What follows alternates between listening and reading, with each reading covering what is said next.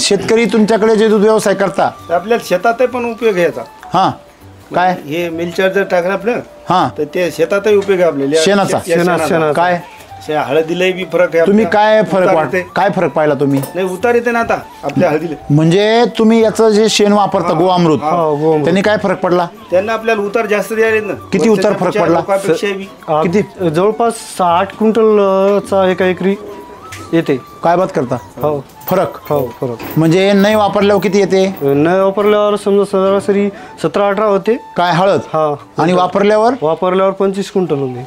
अरे बापरे 8 क्विंटल हळद केवढ्यात झाली? 25-30 लोक जाते आमच्या हळद एकरी. 8 क्विंटल कितीची होती हळद? किती रुपयात झाली? जवळपास 12 धरले तर.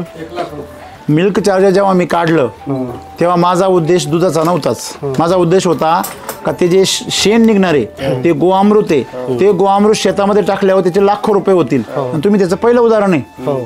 दूध का दूध आणि गोबर का पैसा. आणि शेतकरी म्हणतो काय शेणाला काही किंमतच नाही.